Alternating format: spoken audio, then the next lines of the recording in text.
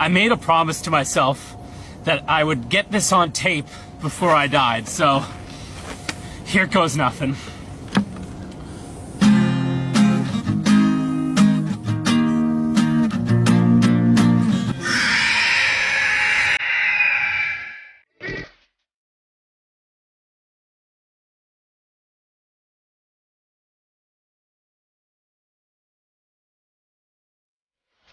Elvis Presley is still alive among us, and proof just came out. People believe Elvis ended his life at 42 to get out of the limelight, but there was no real evidence of this until now. Recently, a man named Jesse, who was a psychiatry patient, was telling his therapist that he was indeed Elvis. He claimed this so many times that the therapist finally said, if it's true, just take a DNA test. After the test, not only did Jesse's DNA match up to Elvis, but also to both sides of Elvis's parents. To this day, the therapist says he would testify in court that Jesse is Elvis. So, I just came across something a little disturbing. As most of you know, I go down and I race in Mexico and whatnot, and I got friends down there. But all the cargo ships all over the coastline up here in the States that basically are out there because we are low on people to unload them and whatnot. Because labor. That's what they're telling us. Conspiracy theories are saying it's the government doing it on purpose and this and that, everything. If you go to marinetraffic.com, it'll pull up all the ships. That's what this is. If you look, it goes all the way down around Mexico as well. So this isn't just something that our government is doing. Put that out of the way. So what made me question is I sent that some of my friends in Mexico, they don't even know anything about it. They don't have a shortage. They never shut down for COVID. They didn't lay people off. The ones I'm talking to don't know anything about all these cargo ships off their coastlines. So my overthinking ass, what's in the cargo ships? Where do they come from? And we already know China is in Mexico. China's in Canada. Is this something that's staging up for one hell of a fucking invasion? Because pretty sure most of those shipping containers came from China. So, I don't know. Prove me wrong. Research it. Let me know what you guys think. Because that thought process is kind of disturbing. Especially in the fact that all the way around Mexico, and none of them even know that's going on down there.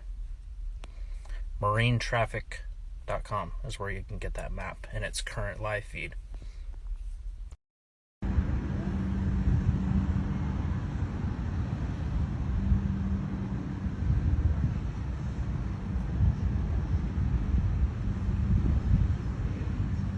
The fuck?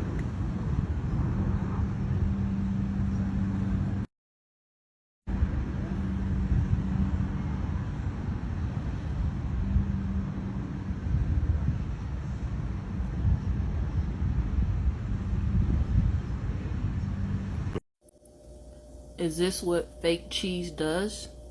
It doesn't melt, it just kind of balloons like it's finna burst or some shit? Moments that ruined artists' careers. Me in the motherfucking limelight. You can move me out the motherfucking limelight. Cause I really, really, really wanna blow pipes. Like yeah, yeah, like yeah, yeah.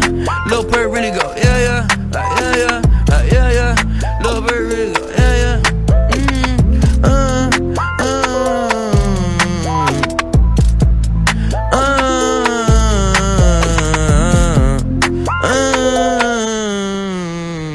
Songs backwards, hidden message.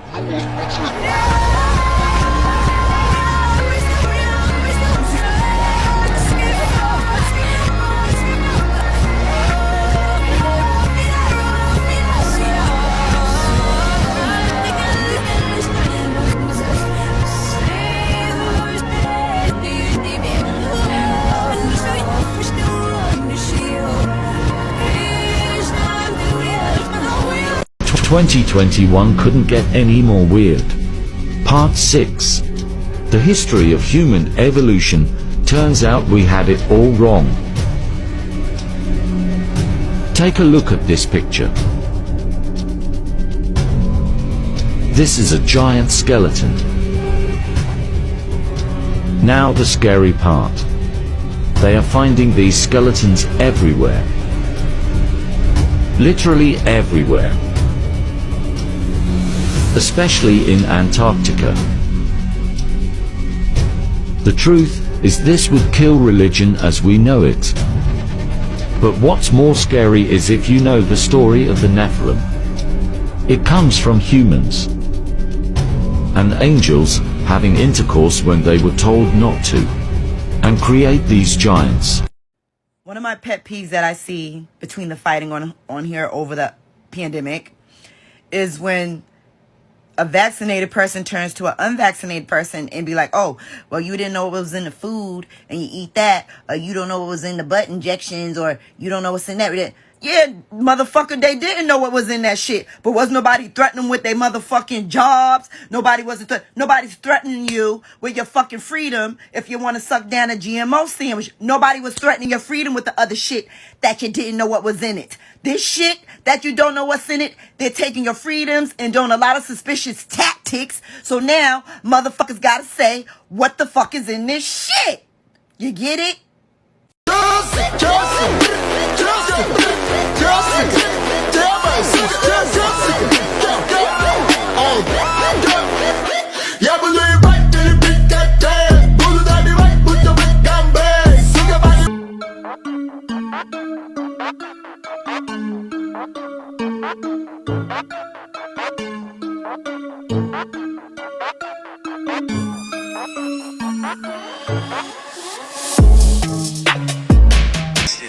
A naval flight engineer tells the story of his experience in McMurdo Station, Antarctica, around 1995. They fly this huge plane around the continent and do assignments like drop people off, pick people up, stuff like that. Whenever they would fly toward the pole, they would always get to the same spot called Beardmore Glacier.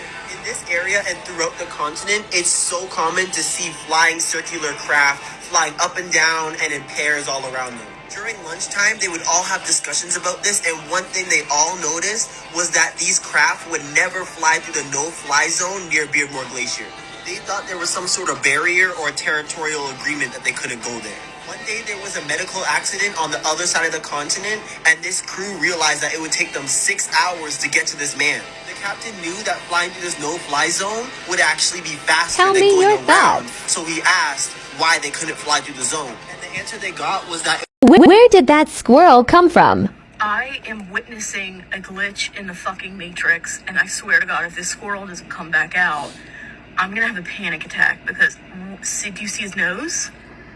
I'm not going crazy. Oh my God, wait, stop it. Wait. There's nothing there. Wait. There's not a grate there.